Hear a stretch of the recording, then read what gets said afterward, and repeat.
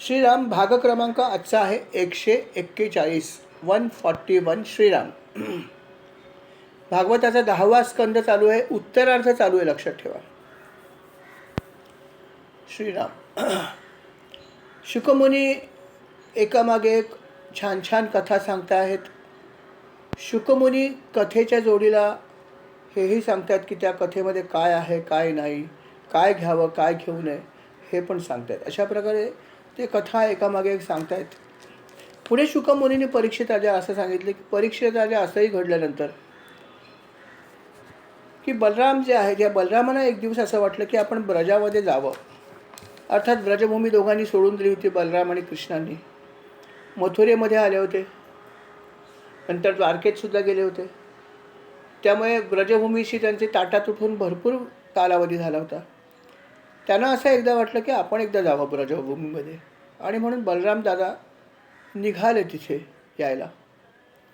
बलराम दादा जेव्हा यथावकाश प्रवास करत तिथे पोचले तेव्हा तिथे आल्यावरती अर्थात सर्वांना अतिशय आनंद झाला.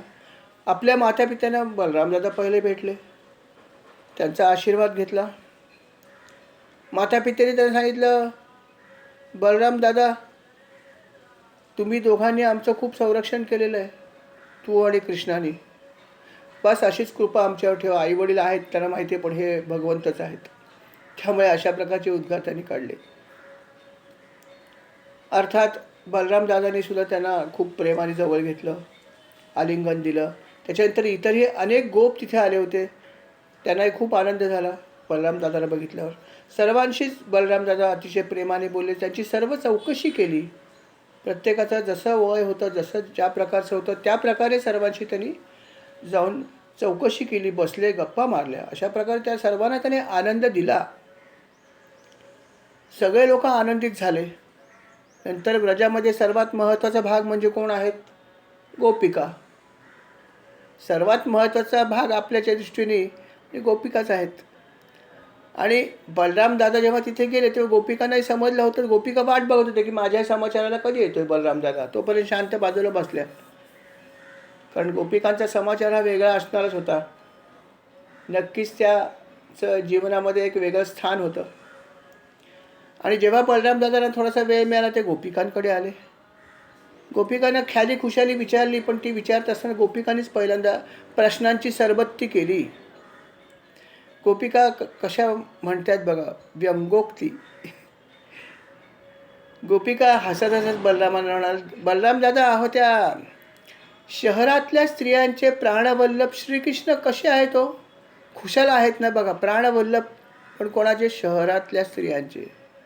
कारण भगवंत शहरात राहायला गेले, ब्रजभूमी ही खेड्यातली होती. म्हणून ते अशा प्रकारे म्हणता आहेत. अशा प्रकारे भगवंताला एक प्रकारे ते टोमणे देत आहेत.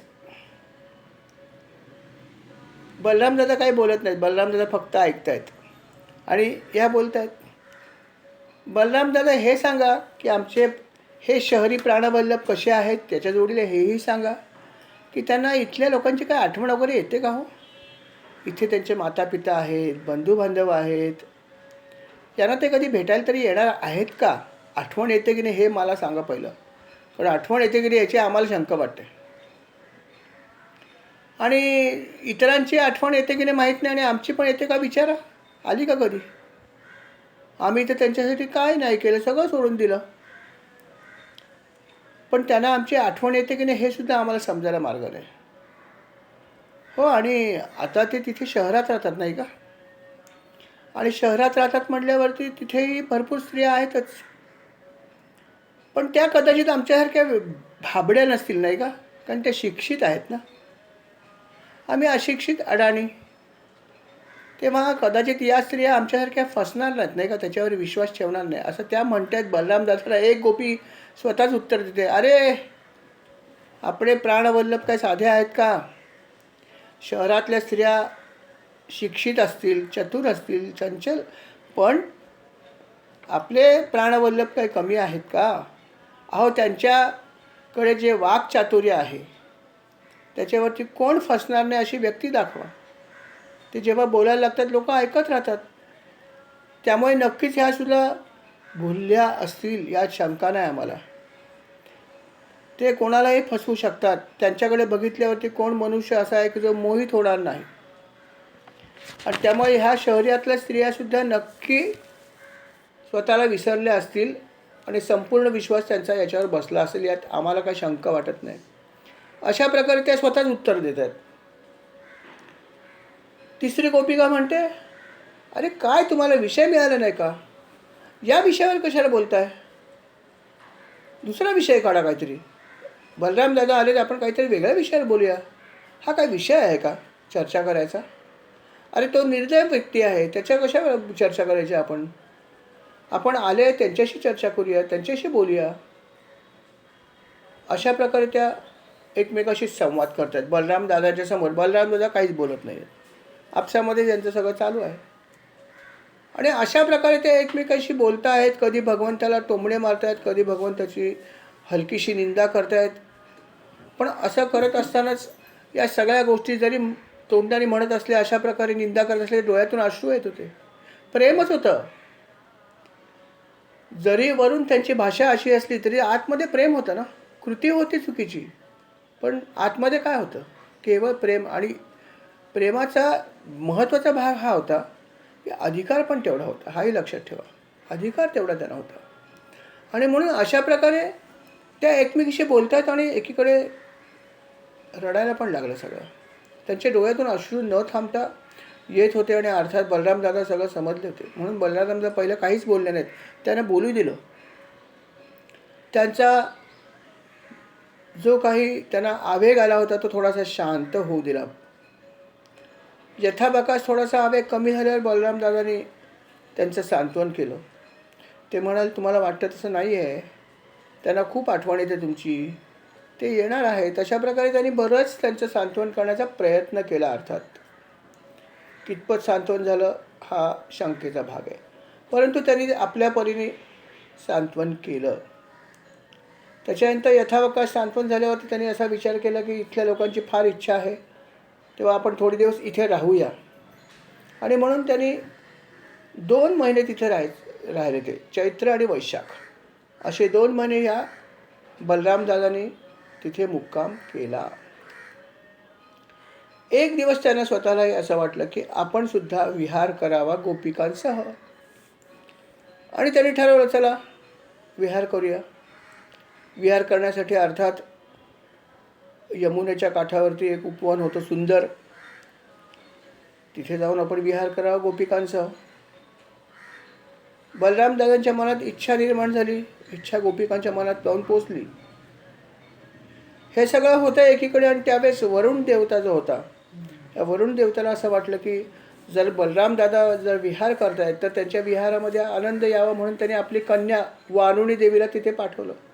आणि ती एका झाडाच्या मध्ये तिने प्रवेश केला आणि त्यातून ती बाहेर पडली वारुणीच्या रूपाने. अर्थात वारुणीच्या रूपाने ती बाहेर पडली. त्यावेळेस संपूर्ण जे उपवन होतं ते अतिशय सुंदर होतं. तिथे सगळा सुगंधित वारा पसरला होता. आणि हा सुगंधित वारा असल्यामुळे सगळं वातावरण धुंद झालं होतं. आणि अशा या वातावरणात बलराम दादा तिथे आले आणि पाठोपाठ सगळ्या गोपिकासुद्धा त्या ठिकाणी येऊन पोचल्या. अर्थात बलराम दादा बरोबर त्यांनी क्रीडा केली. क्रीडा चालू होती त्या उपवनामध्ये. गोपिका अतिशय सुंदर दिसत होते आणि बलराम दादा पण अतिशय सुंदर दिसत होते. त्यांनी पण गळ्यामध्ये हार घातला होता फुलांचा, वैजंतीमाला होती, कानामध्ये कुंडलं होती. आणि ते क्रीडा करत होते गोपिकांबरोबर. करता करता त्यांना असं वाटलं की आता आपण जलक्रीडा करावी. इतके वेळ फक्त उपवनात केली, जलक्रीडा करण्याची मजा आणखीन वेगळी आहे. आणि म्हणून त्यांनी विचार केला की आपण यमुना नदीवर ही क्रीडा करावी. म्हणून त्यांनी यमुनेला हाक मारली, यमुना नदी तू इकडे ये, मला क्रीडा करायची आहे. तिला बोलवलं, ते गेले नाहीत तिथे. लक्षात ठेवा, फरक लक्षात ठेवा. ते यमुना नदीला कडे गेले नाहीत, तरी यमुनेला हाक मारली, यमुने इकडे ये, मला क्रीडा करायची आहे, जलक्रीडा. यमुना नदीने हाक तर ऐकली, परंतु तिला असं वाटलं की आता मी कशाला जाऊ तिथे. कारण बलराम दादा जे आहेत यांनी वारुणीचं प्राशन केलं. वरुण देवतांनी आपल्या कन्येला पाठवलं. त्या कन्येने वृक्षाच्या मध्ये प्रवेश केला आणि त्यातून ती बाहेर पडली वारुणीच्या स्वरूपात, आणि त्याचं प्राशन अर्थात रामाने केलेलं आहे, बलरामाने. तेव्हा या वारुणीची नशा कदाचित त्यांच्यावर आली असेल आणि म्हणून आपण जाऊया नको असं तिला वाटलं आणि ती गेलीच नाही. बलराम दादाने अजून एकदा हाक मारली, अगं इकडे मला क्रीडा करायची आहे. काही फरक पडला नाही, ती तिथेच राहिली. मग मात्र बलराम दादांना अत्यंत क्रोध आला आणि त्यांनी आपलं नांगर उचललं. त्यांचं शस्त्र नांगर आहे, मुसळ आणि नांगर. नांगर उचललं आणि म्हणाले की हे पापिनी, तुला फार गर्व झालेला आहे म्हणून तू अशा प्रकारची वागणूक करते आहेस. तुझं गर्वहरण मी करतो. आणि त्याने आपला नांगर उचलला आणि म्हणाले की आता तुझे तुकडे करतो. आणि म्हणून तो नांगर त्याने यमुनीच्या तीरावरती एक त्यांनी वार केला आणि तिथे अडकवून ठेवला आणि म्हणाले आता मी तुला खेचून जवळ घेतो. आणि असं म्हणून त्यांनी तो नांगर तिथे मारला आणि खेचायला सुरुवात केली. जेव्हा त्याने असं केलं, दुसऱ्या क्षणी तिला लक्षात आलं की आपण किती मोठी चूक केली, की बलराम दादांना आपण कमी समजलो, एका मानवासारखं त्याच्याशी वर्तन केलं सामान्य. आपली फार मोठी चूक झाली आणि लगेच ती बलराम दादांच्या चरणावर शरण आली.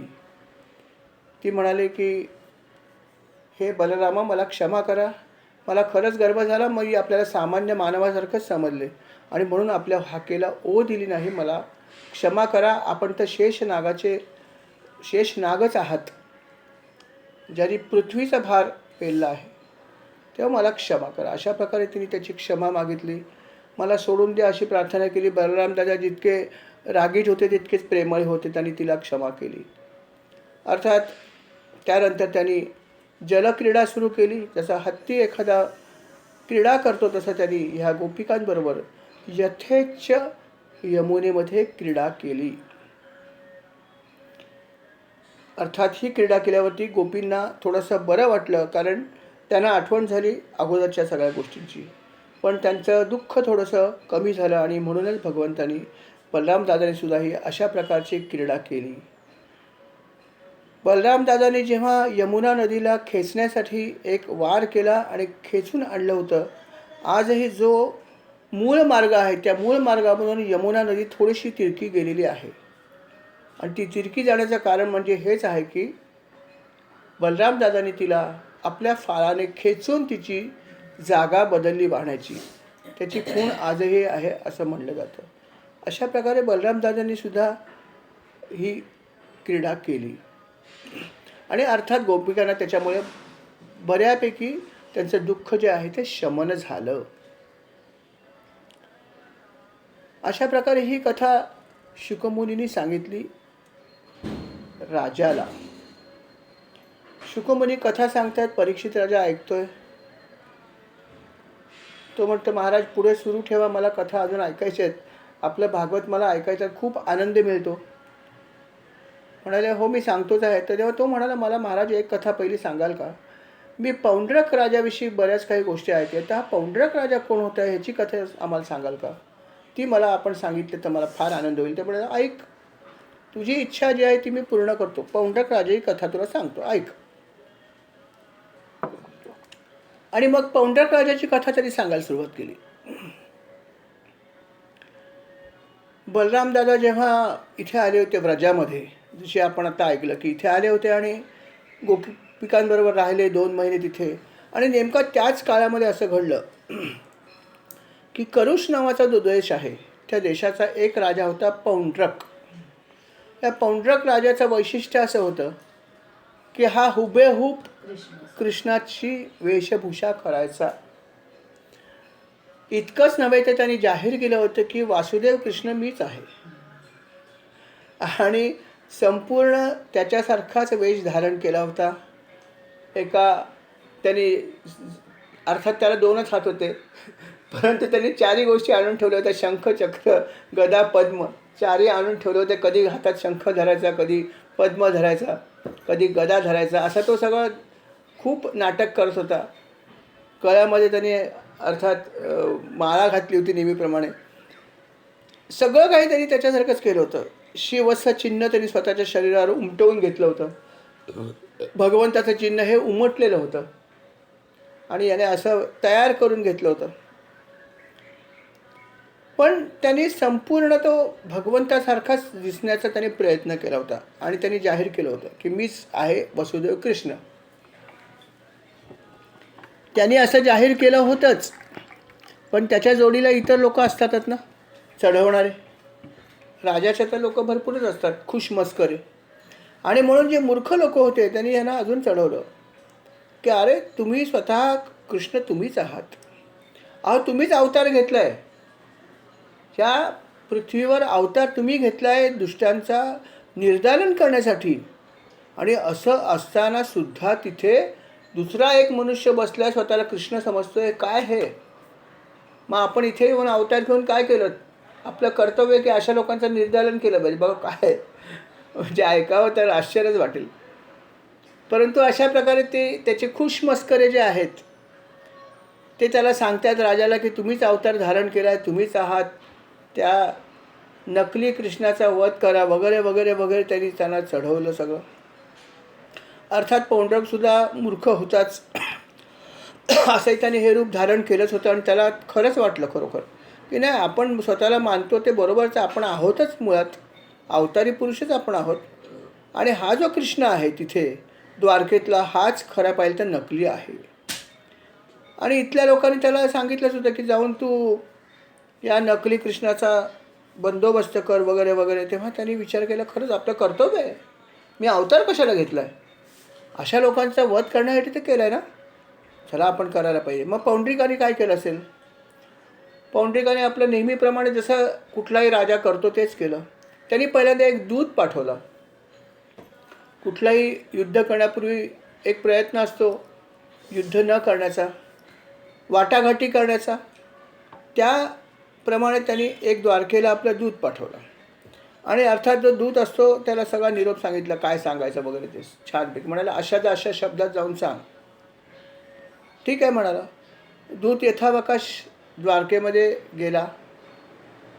त्यावेळेस अर्थात भगवान श्रीकृष्ण होतेच.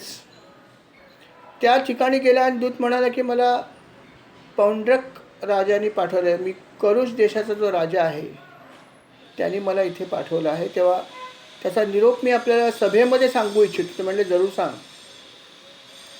मग त्यांनी सांगितलं की मी जो निरोप सांगतोय तो त्यांच्या शब्दात सांगतो, हे माझे शब्द नाही, एवढं लक्षात ठेवा. पण दूताला पण थोडी भीती वाटली की भाषा जी आहे ती बरोबर नाही आहे. परंतु दूत जो असतो त्याला अभयदान असतं, शत्रूचा जरी असला तर त्याला असं असतं की तू सांग जे काय सांगायचं तर तुला काही आम्ही अपाय करणार नाही हे ठरलेलं असतं. आणि त्यामुळे तो म्हणाला की तरी पण अभयदान द्या मला, मी निरोप देतो म्हणे सांग. आणि मग त्या दूताने सांगितलं की महाराज असं आहे की आमचे जे राजे आहेत त्यांचं नाव जरी पौंड्रक असलं तरी तेच खरे श्रीकृष्ण आहेत, वसुदेवाचे पुत्र ते आहेत. आणि इतकंच नव्हे तर त्यांनी ह्या जगामध्ये या पृथ्वीवर अवतार घेतला आहे का तर दुष्टांचं निर्दालन करण्यासाठी. असे हे भगवान श्रीकृष्ण आहेत. परंतु दुर्दैवाने त्यांना श्रीकृष्ण न मानता आपण इथे स्वतःला श्रीकृष्ण म्हणवतात. ही किती चुकीची गोष्ट आपण करता आहात, किती आपण ढोंग करता आहात. अहो या जगामध्ये एकच कृष्ण आहे, वसुदेव कृष्ण, आणि ते म्हणजे आमचे महाराज आहेत, हे लक्षात ठेवा. हे तुम्हाला माहीत असून सुद्धा तुम्ही जाहीरपणे म्हणता मी कृष्ण आहे. तुम्ही अशा प्रकारचं सगळं नाटक करता आहात, अशा प्रकारची शस्त्र तुम्ही तयार करून घेतली आहेत जी आमचे महाराज म्हणजे कृष्ण वापरतात, असं तुम्ही इतका अक्षम्य गुन्हा करता आहात. खरं पाहिजे तर तुमचा वधच करायला पाहिजे. तरी आमचे महाराज, आमचे भगवंत, आमचे कृष्ण फार उदार आहेत आणि म्हणून तुम्हाला एक संधी देण्यासाठी त्यांनी मला पाठवलं आहे की त्यांनी एक संधी दिली आहे की आजपर्यंत जर खोटारडेपणा केला तो ठीक आहे, मग याच्या पुढे करू नकोस.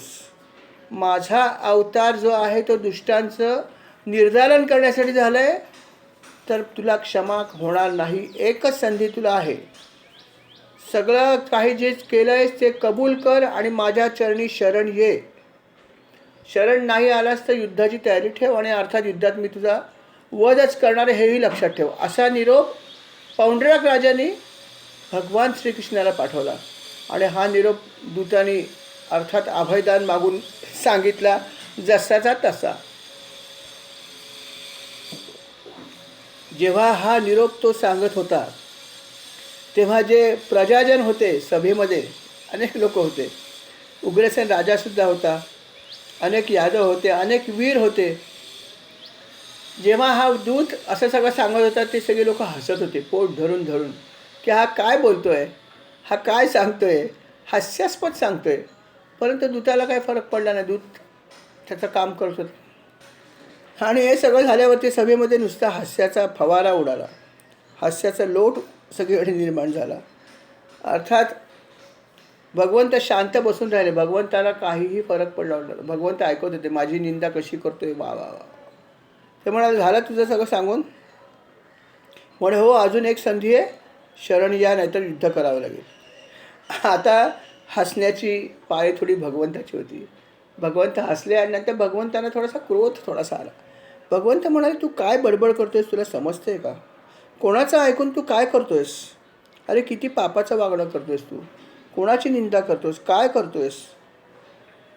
अरे कोण कृष्ण आहे आणि कोण नाही हे सगळ्या जगाला माहिती आहे. आणि असं असून सुद्धा काही मूढभर लोक तुला काहीतरी सल्ला देत आहेस आणि तू चुकीचं करतोयस. अरे काय करतोयस तू, हे असं करू नकोस. माझा निरोप पण तू जाऊन सांग. तू तुझं काम करतोयस ना, दूत म्हणून आलास ना, तर माझाही निरोप सांग. तू जे काही मूर्खपणा करतोयस आत्तापर्यंत केलास तेवढा ठीक आहे, पण जर तू असं करशील तर त्याचा परिणाम अतिशय वाईट होऊ शकतो, हे लक्षात ठेव. तो म्हणाला महाराज तुमचा मी निरोप देईन, पण आमच्या महाराजांचा निरोप हाच खरा आहे की तुम्ही जर हे ऐकणार नसाल तर युद्धाला तयार राहा, बस आता ह्याच्यापुढे मी परत येणार नाही आहे. अर्थात भगवंत म्हणाले तू काय करायचं ते कर, मी पण तुला माझा निरोप दिला आहे, बस संपला विषय. दूताने तो निरोप घेतला आणि असा जाऊन पौंड्रकाला सांगितलं की असं असं घडलं, त्याने तुम्हाला उलटा निरोप असा दिला आहे. अर्थात पौंड्रक म्हणाला की चांगलंच झालं, विनाशकाले विपरीत बुद्धी, त्याचा नाश करण्याची वेळ जवळ आली आहे म्हणून तो असा वागतोय. बघा पौंड्रक राजा म्हणतोय कृष्णाला उद्देशून. आता भाग बघा कसा आहे की हे भगवंत असताना घडत होतं. भगवंत असताना भगवंतासमोर हे सगळं घडलं आहे. असं जर द्वापार युगात घडू शकतं तर या कलियुगात काय घडू शकत नाही मला सांगा? काही घडू शकतं. लोक कुठल्याही प्रकारचा कुठलाही वेश धारण करू शकतात, कोणाचाही अवतार स्वतःला म्हणू शकतात, काहीही म्हणू शकतात. म्हणून तर थोडासा समस्या आहेच ना की विश्वास कोणावर ठेवायचा. साधू मंत अनेक आहेत, त्यातले खरे कुठले आणि खोटे कुठले समजणार कसं? वरच्या वेशावरून समजणं कठीणच आहे.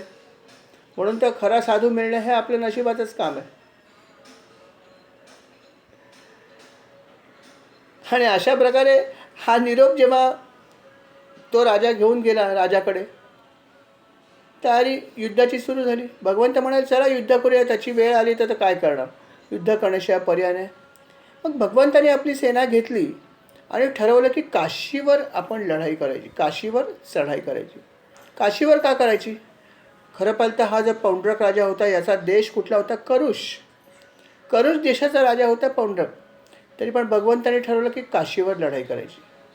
त्याचं कारण होतं की काशीचा जो राजा होता त्यावेळेसचा, हा राजा या पौंड्रकाचा अतिशय जवळचा मित्र होता. आणि म्हणून पौंड्रक जो आहे तो काशी राजाच्याकडेच गेला होता. आणि म्हणून त्याने विचार केला की आपण काशी राजावर पण आक्रमण केलं पाहिजे, कारण जसा हा पौंड्रक आहे तसाच काशीचा राजा पण असणार. काशी नगरी किती पवित्र खरं पाहिलं तर, पण राजा कसा होता बघा. काशीचा राजा जो होता तो अशा प्रकारचा या राजाशी संबंध ठेवून होता. किती दुर्बुद्धी बघा त्याला सुद्धा. अर्थात भगवंताने सेना घेतली आणि काशीवरती आक्रमण केलं. पौंड्रक राजा तयारीत होताच, काशी राजा तर तयारीत होता. पौंड्रकाने 2 औक्षणी सेना आणली आणि तो काशीच्या दिशेने आला. काशी राजासुद्धा तयारीत होता. त्यांनी 3 औक्षणी सेना तयार ठेवली होती आणि अशा प्रकारे 5 औक्षणी सेना तिथे आली. 2 औक्षणी पौंड्रकाची, 3 औक्षणी काशीराजाची. आणि ही सगळी सेना एकत्र आली आणि अर्थात युद्धाला सुरुवात झाली. पौंड्रक राजा जो आहे त्यांनी हुबेहूब श्रीकृष्णाचा सारखाच पूर्णपणे पोशाख घातला होता. शंख, चक्र, गदा, पद्म, श्रीवत्स चिन्ह त्याने धारण केलं होतं. छातीवरती कौस्तुभमणी होता, अर्थात नकली. वनमाला होती आणि अर्थात त्यांनी रेशमी पितांबर परिधान केला होता. बघा, भगवंताला आवडणारा रंग त्यांनी परिधान पण केले. सगळ्या बाबतीत त्यांची भगवंताची त्यांनी हुबेहूब नक्कल केली होती. रथ होतं, त्याच्यावरती गरुड चिन्ह होतं. त्यांनी अगदी व्यवस्थित भगवंताची नक्कल केली होती. मस्तकावर सुंदर मुकुट होता. कानामध्ये अर्थात कुंडल होती झलकत. आणि अशा प्रकारे कृत्रिम वेश धारण करून तो भगवान श्रीकृष्णासमोर उभा होता. आणि त्याला बघितल्यावरती भगवंताला मनपूर्वक हसायला आलं.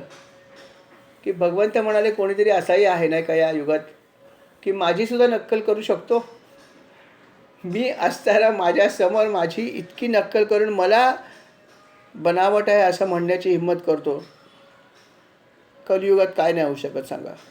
जर हे द्वापार युगात भगवंतासमोर असं घडू शकतं तर आजच्या या युगामध्ये कोण कोणाला कसं फसवेल याचं काय सांगावं, कोणावर विश्वास ठेवावा. म्हणून तर मला गंमत आठवते की अनुग्रह घ्यायचा होता एकदा. असाच आपला हा जो मार्ग आहे या मार्गामध्ये अनुग्रह हा भाग असतोच. असंच मी माझ्या एका मित्राला म्हणलं होतं की चांगला मित्र होता. त्याला म्हणलं, अरे असं असं आहे, तूही अनुग्रह घे, खूप चांगलं आहे वगैरे. त्याला मी सांगितलं, मला माहिती आहे ते चांगला भाग आहे. तो म्हणला की तू सांगतोस, माझा विश्वास आहे तुझ्यावर, नक्कीच हा मार्ग चांगला असणार आणि हे तू केलंस म्हणल्यावर बरोबर असेल. त्याला विश्वास होता, तो प्रश्न नाही. पण तो म्हणला की म्हणे मला एक सांग की म्हणे साधू म्हणत्यांवर विश्वास कसा ठेवायचा. हल्ली हे सगळे साधू दिसतात, प्रत्येक चॅनलवरती एक एक चॅनल दिसतोय. खरा कोण आणि खोटा कोण समजणार कसं. मी त्याला म्हणलं, हे तुझा प्रश्न बरोबर आहे, पण एक लक्षात ठेव की या बाबतीत म्हणशील तर आमचे महाराज जे आहेत ते 100 वर्षापूर्वी होऊन गेलेत, ते देहात नाही आहेत. त्यांच्या पादुकांवरून मिळतो. आणि अर्थात तू बाकी काही विचारायचं विचार. अर्थात हा किती मोठा प्रॉब्लेम असतो बघा, ही किती मोठी समस्या आहे. देहात असलेल्या व्यक्तीला ओळखणं किती कठीण आहे, की ती खरोखर साधू आहे की शैतान आहे, समजणार कसं. कठीण गोष्ट आहे. म्हणून तर जर या युगामध्ये त्या युगामध्ये भगवंतासमोर जर भगवंताची नक्कल जर एखाद्या व्यक्ती करू शकतो तर या कलियुगामध्ये कोणावर विश्वास ठेवावा. खरोखर जर आपल्याला माहीत असेल तरच एखादी व्यक्ती साधू आहे असं माहीत असेल तरच त्याच्या पाया पडा, नाही तर तुम्ही फसवले जाल. कारण वेशावरून कोण साधू आहे हे समजू शकत नाही. ही गोष्ट त्रिवार सत्य आहे. त्यातून हा घेण्याचा भाग आहे. म्हणून माहीत नसेल एखाद्या व्यक्तीविषयी तर काही तिथे जायची गरज नाही आहे. स्वतःला जर खात्री पटली की एखादी व्यक्ती खरंच चांगली आहे, मग त्याचा भले वेश साधूसारखा नसेल सुद्धा हरकत नाही. सज्जन व्यक्ती आहे, भक्त आहे, हरकत नाही, त्याच्याकडे जरूर जाऊ शकता. पण वेश बघून कुठल्याही व्यक्तीला तुम्ही साधू समजू नका. हाही त्यातून घेण्याचा भाग आहे.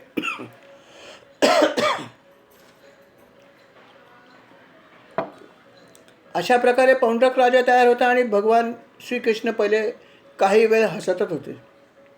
पोट भरून ते हसले या आपल्या नकली श्रीकृष्णाकडे बघून. आणि नंतर अर्थात युद्धाला सुरुवात झाली.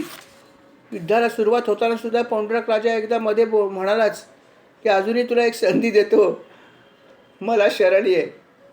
किती मोठा हा भाग आहे की त्याची हिंमत कशी आहे बघा. अर्थात भगवंताने त्याच्याकडे दुर्लक्ष केलं आणि म्हणाल, तू युद्ध कर, आता मला काही बोलायचं नाही तुझ्याशी. अर्थात त्याने अनेक प्रकारचे बाण फेकले, अनेक प्रकारचे त्रिशूळ असले, अनेक प्रकारच्या गोष्टी त्याने भगवंतावरती सोडल्या. अर्थात भगवंतावर या कुठल्याही शस्त्रांचा, कुठल्याही बाणांचा, कशाचा काहीही परिणाम होणार नव्हता आणि झाला नाहीच. भगवंतानी काहीही न बोलता फक्त हातामध्ये सुदर्शन चक्र धारण केलं आणि म्हणालं की ज्या गोष्टी तुझ्याकडे आहेत त्या तू सगळ्या वापरून झाल्यासच, नाही का? आता माझ्याकडचं एकच जी गोष्ट ती मी वापरतो, आता बघ काय होतं ते. आणि त्यांनी हातात सुदर्शन चक्र घेतलं आणि चक्राला आज्ञा दिली की जा यांचा संहार कर. केवळ याचाच नव्हे तर ह्याच्या बरोबर असलेले सर्वांचं कर. चक्राने पहिलं काय केलं असेल तर याचे जे साथी होते त्याच्यावरती हल्ला केला. काशी राजाचा कडे हा राहत होता किंवा काशी राजाचा कडे हा आला होता आणि काशीचा राजा स्वतः 3 औक्षणी सेना घेऊन आला होता. चक्र पहिलं तिथे गेलं. त्यांनी काशी राजाच्या सगळ्या सैन्याचा त्यांनी संपूर्ण संहार केला. इतकंच नव्हे तर काशी राजाचा पण त्यांनी शिरच्छेद केला चक्राने. त्यानंतर पौंड्रकाकडे आल्या. पौंड्रकाच्या सगळ्या सेनेचा चक्राने संहार केला आणि पौंड्रकाचा सुद्धा एका क्षणात शिरच्छेद केला. लढाई एकतर्फीच होती. परंतु ज्या ज्या लोकांनी भगवंताच्या विरोधामध्ये काम केलं त्या सर्वांना भगवंतानी अर्थात यमसदनाला पाठवलं नाही, त्यांचा उद्धार केला. कारण भगवंताच्या सुदर्शन चक्राने ज्यांना ज्यांना मृत्यू आला त्यांचा सर्वांचा अर्थात नक्कीच उद्धार झाला, यात शंका नाही आहे. हा जो पौंड्रक राजा होता ज्याचा शिरच्छेद भगवंताने केला त्याला सुद्धा मुक्ती मिळाली. त्याला कुठल्या प्रकारची मुक्ती मिळाली? सारूप्य मुक्ती मिळाली त्याला. सारूप्य बघा, 4 प्रकारच्या ज्या काही मुक्ती आहेत त्यातली ही एक मुक्ती आहे. सारूप्य म्हणजे भगवंतासारखं रूप असलेल्या ठिकाणी तो लीन झाला. कारण त्याने भगवंताचीच नक्कल केली होती आणि भगवंताची नक्कल केली होती आणि म्हणून त्याला तशा प्रकारची मुक्ती मिळाली. म्हणजे बघा, भागवतात सांगितलेली गोष्ट किती सत्य आहे. तुम्ही भगवंताची येन केन प्रकारेनं कुठूनही तुम्ही त्याची आठवण करा. तुम्ही त्याचं प्रेमाने नाव घ्या, तुम्ही आनंदाने नाव घ्या, तुम्ही रागाने नाम घ्या, तुम्ही कसंही नाम घ्या, कुठूनही या आणि भगवंताचं अनुसंधान ठेवा, त्याचं नाम घ्या, तुम्हाला पुण्यच मिळणार आहे. विरोध भक्तीने रावण वैकुंठपदी पावबिला असं महाराज म्हणतात ना. विरोध केला आयुष्यभर रावणाने तरी वैकुंठपदच मिळालं ना. कारण भगवंताचाच विरोध केला ना, रामाचाच विरोध केला, सतत कंसाचाही तेच झालं ना. म्हणून विरोध करण्याला सुद्धा भगवंताला महत्त्व आहे, कारण भगवंताचं अनुसंधान राहिलं आणि म्हणून त्याला पौंड्रक राजाला सारूप्य मुक्ती मिळाली. काशी राजाला सुद्धा अर्थात मुक्ती मिळाली, कारण त्याचा सुद्धा वध भगवंताने केला. त्याचं जे मस्तक आहे हे मस्तक जेव्हा भगवंताने उडवलं सुदर्शन चक्राने, हे मस्तक उडालं आणि जिथे त्याची जागा होती तिथे जाऊन पडलं.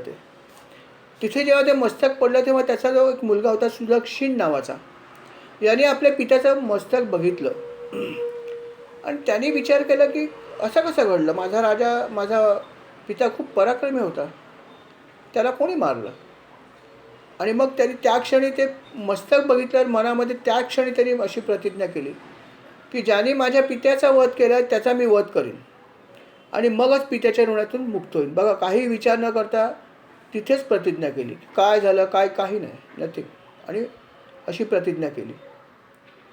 आणि मग त्यांनी पहिलं काम काय केलं असेल तर तिथे जे कोणी कुलपुरोहित होते त्यांचा सल्ला घेतला. म्हणा की मला काही गोष्टी मिळवायच्या आहेत, कोणाची प्रार्थना करतो म्हणजे भगवान शंकराची करा, तुम्हाला लवकर प्राप्त होतील काय हव्या त्या गोष्टी.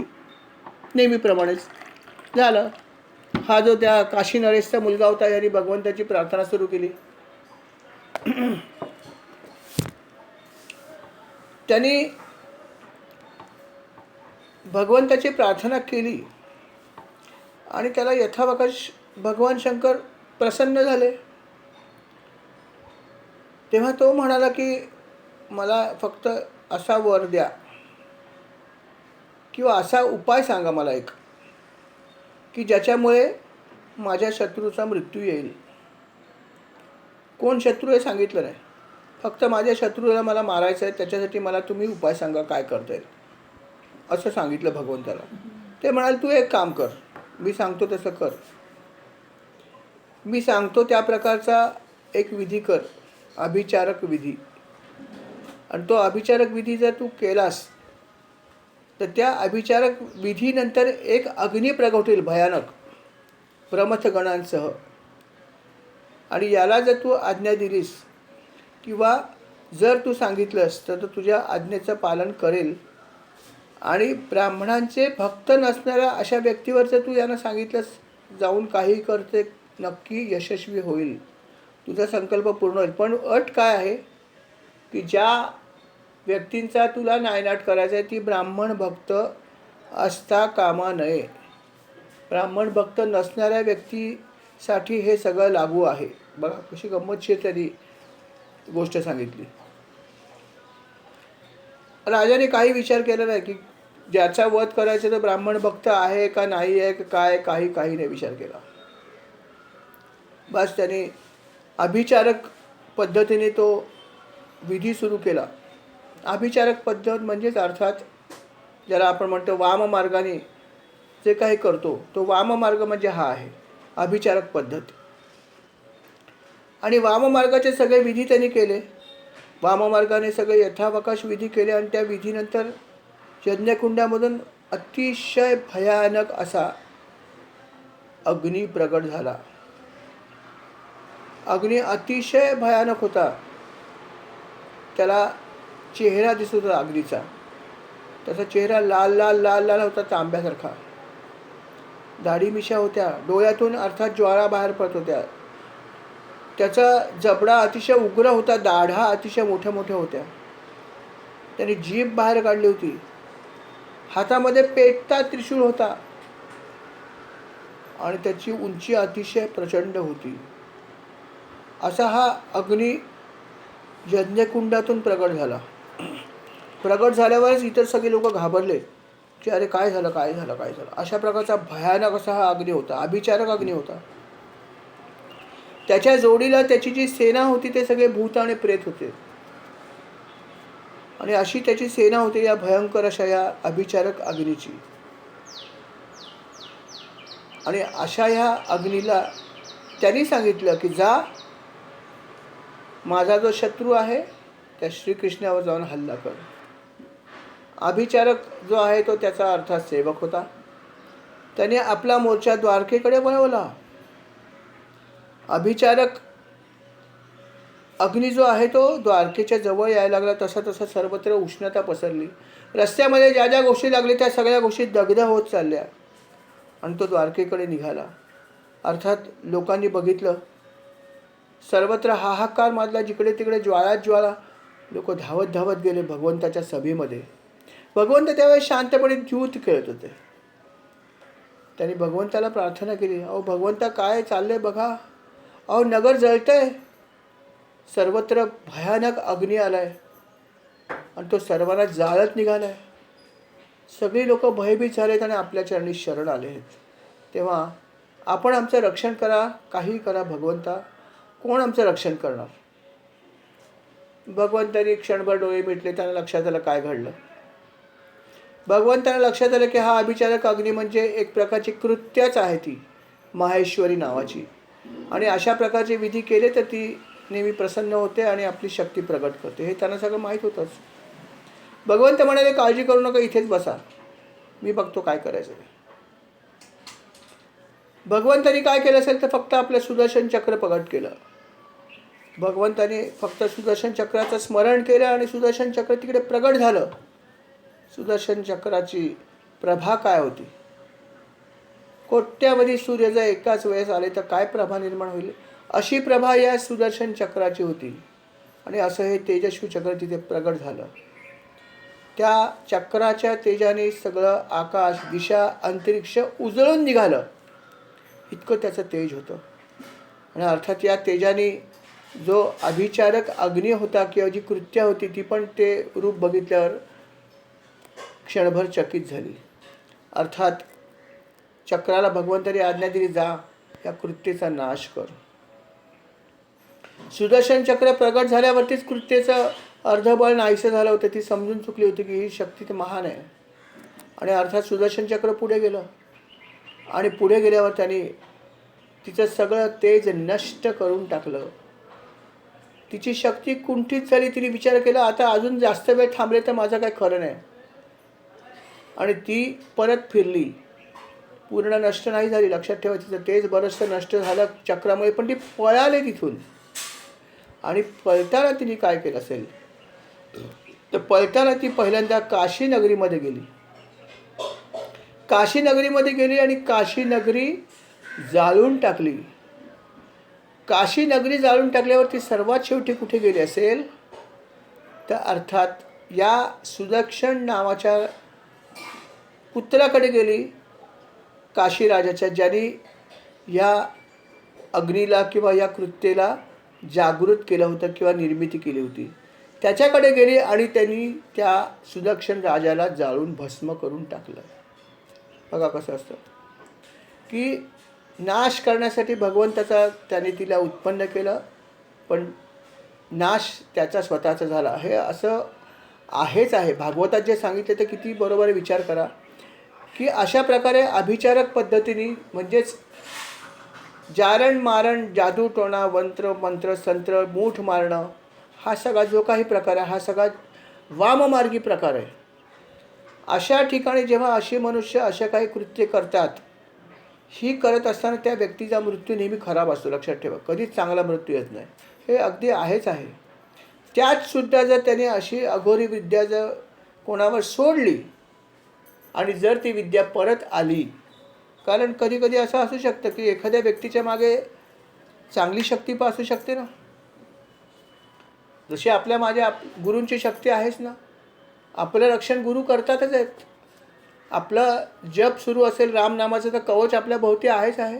मग अशा शक्ती अशा वेळेस निष्प्रभ ठरतात, खरोखर ठरतात. याची कथा मला माहिती आहे, याचं उदाहरण मला माहिती आहे, आपल्यापैकी पण काही लोकांना माहिती आहे, पण जाहीर सांगू शकत नाही की असं झालं तर काय होतं आणि गुरु कसं संरक्षण करतात हे आम्ही स्वतः बघितलेलं ऐकलेलं आहे. पण असं घडतं आणि मग ती शक्ती परत जाते. हे लक्षात ठेवा. जेव्हा त्या शक्तीला परत जावं लागतं तेव्हा ती कोणाचा तरी बळी घेतल्याशिवाय जात नाही. आणि ज्याने ही शक्ती निर्माण केली त्याचाच ती बळी घेते. हे ठरलेलं आहे. आणि या ठिकाणी पण असंच घडलं. ती शक्ती तिथून परत फिरली. तिने पहिल्यांदा काय केलं असेल तर काशी नगरी उद्ध्वस्त केली आणि नंतर ती गेली सुदक्षिणाकडे. ज्याने तिला उत्पन्न केलं होतं त्या शक्तीने त्याचा नाश केला. काशी नगरी संपूर्ण जाळून टाकली. राजाचा मृत्यू आला. तिथे असलेल्या सगळ्या गोष्टीचा तिने सर्वनाश केला आणि मग ती अर्थात निघून गेली तिच्या मूळ स्थानी. आणि अशा प्रकारे काशी नगरी त्यावेळेस संपूर्ण भस्म झाली. बघा, म्हणून मनुष्याने अशा गोष्टी वाममार्ग कधीही पत्करू नये. वाममार्गाचा मार्ग आपल्या हिशोबामध्ये बऱ्याच वेळा असं वाटतं की लवकर काही गोष्टी मिळतील, म्हणून बरेचसे लोक वाममार्गाने संपत्ती मिळवतात, वाममार्गाने अनेक गोष्टी घेतात, सूड उगवतात दुसऱ्यांवरती अशा शक्ती सोडून. पण अशा व्यक्तींचा अंत नेहमी खराब असतो. अतिशय वेदनादायक मृत्यू त्या व्यक्तीला येतो. आणि वाईट शक्ती ज्या असतात त्या सर्वांचा वाईट करू शकत नाहीत, हेही लक्षात ठेवा. कारण जशी जगामध्ये वाईट शक्ती आहे तशी चांगली शक्ती पण आहेच ना. दुष्ट शक्ती आहे, सुष्ट शक्ती पण आहे. सुष्ट शक्ती आपलं नक्की रक्षण करते, ह्यात शंकाच नाही. म्हणून माणसाने कधीही वाममार्गाकडे जाऊ नये. नेहमी जो चांगला मार्ग आहे त्या मार्गानेच आपण पुढे गेलं पाहिजे. आणि अशा प्रकारे पौंड्रक राजा नष्ट झाला, स्वतः काशी नरेश नष्ट झाला. आणि अर्थात हा सुदक्षिण होता, याचासुद्धा अशा प्रकारे मृत्यू आला. अर्थात त्याचा उद्धार झाला नाही, लक्षात ठेवा. कारण सुदक्षिण हा जो होता याला मृत्यू आला त्या कृत्येकडून आला. भगवंतामुळे मृत्यू नाही आला, त्यामुळे त्याचा उद्धार झाला नाही. उद्धार त्याला पुढे पण होणार नव्हता. अशा प्रकारचे कृत्य करणाऱ्या लोकांना अनेक जन्म घ्यावे लागतात आणि अनेक प्रकारच्या त्यांना यातना होतात, नरकवास पण होतो. त्यामुळे अर्थात त्याचा उद्धार झाला नाही. अशा प्रकारे ही कथा या ठिकाणी आली आहे. या कथेचं दुसरं वैशिष्ट्य हे आहे की यातून बोध हाच आहे की आपण वाममार्गाकडे कधी जाऊ नये, हा बोध आहे. आणि भागवतामुळे त्याने असंही सांगितलं आहे की हा जो अध्याय आहे याची फलश्रुती त्यांनी सांगितली. काय फलश्रुती आहे की जो मनुष्य पुण्यकीर्ती श्रीकृष्णाचा हा पराक्रम एकाग्रतेने ऐकतो किंवा दुसऱ्याला ऐकवतो त्याची सर्व पापांपासून सुटका होते. भागवताच्या प्रत्येक अध्यायाला वेगवेगळ्या प्रकारची जी आहे ती फलश्रुती आहे. म्हणून आपण भागवत कथा कुठलीही असो ही मनपूर्वक एकाग्रतेने ऐकावी आणि जरूर सांगण्याचा इतरांना प्रयत्न करावा. काय फळ मिळेल तो भाग सोडून द्या. फळ देणारा आहे तो वर बसला आहे. तो जे काही फळ द्यायचं ते देईल. आपले गुरु आपल्याला फळ देतील. आपण सेवा मात्र मनपूर्वक करण्याचा प्रयत्न करावा. हाच भाग या ठिकाणी महत्त्वाचा आहे असं वाटतं.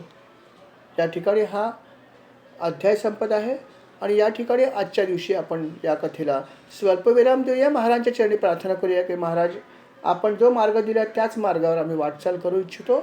आपला आशीर्वाद आम्हाला असाच द्यावा ही विनंती. श्रीराम समर्थ. श्री